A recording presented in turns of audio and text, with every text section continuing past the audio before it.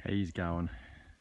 It's been a little while since I've done an update on this project, and I've had a lot of people ask me what's been going on. There's been a bit happening. Work's been keeping me pretty busy and other projects, but we've made some progress here.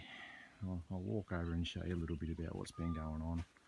That's not actually my hot water system. That's actually going to be my feed water de-aerator tank. The insulation's going to be taken off it, so it's not going to look so shitty. So we got the brickwork done for the boiler, and the boiler's been lifted into place. It was originally oil fired, so I've been working on making a new backplate and a dummying up where the grate's going to sit and bits and pieces. And then I thought, well, summer's coming soon and it gets bloody hot out here, so I should really start getting this roof up, cover this area in. I've been buying bits and pieces here and there, bought another couple of saws and a fire pump which is going to go in the dam, and it's going to pump water through a filtration setup and then up into a feed water tank up here. I've had a bit of a change of plans when it comes to how I'm going to construct the actual building. I'm a metal worker by trade, I'm not a timber worker. So originally I started cutting posts. I was going to make the whole thing out of timber, and quickly come to the realisation that when it's not your trade, it's sort of not as simple as what you might think. But I still want to keep it looking somewhat the part. So after doing a bit of looking around at similar era sawmills, and we're talking towards the end of steam, what I noticed is that a lot of sheds were built in a fashion where the columns had this kind of lattice work to it. So I've decided to go on that road because it's just easier, really.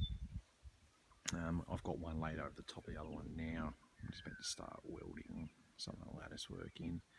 So these will form the first two columns that are going in the ground. I've got another couple that have already been completed. I did that some months ago. Oh look, here's another interesting bit of shit that I picked up. So that's where one corner post is going to go. Over there where that half keg sitting on the ground is where another one's going to go. It's going to go about 6 metres that way. So it'll be 4 by 6 metres to start with the intention of extending it probably not till next winter. But if I can get this 6 metre by 4 metre roof up, all this gear is going to be undercover. So it's going to protect it from the elements a bit more, and we're going to be able to start setting up feed water tanks, finish the smoke box, the flue, bring the engines in, which are sitting over there, bring some of the engines in and start plumbing everything up, and actually can get to the point where it can be steamed, and all of that will be, for the most part, done undercover, so we can keep working through summer without sweltering out in the sun all the time. Come winter, we'll work on extending it, and that'll include a small fitters workshop.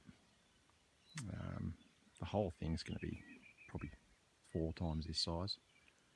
We're on the full length of the shed there, and probably about, well, nearly over to that fence. There's a possibility that in the very near future I may be the owner of a portable steam engine as well, so that'll be housed in here as well. Look, I mean, other than that, there's not a lot to really tell you right now.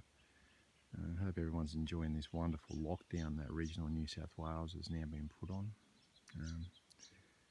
Not that it changes much for me. The industry I work in now, I'm not working in heritage steam industry, I'm working with medical steam, so it's not going to change a lot for me. And honestly, it's probably not going to change a lot for anyone. I think everyone's just going to ignore it and just do what they normally do anyway. But anyway, I'm not going to get political and rant on about that shit. Yeah, hope you're all doing well, and yeah, more of an update when I've got something more interesting to show you. Alright, cheers, bye.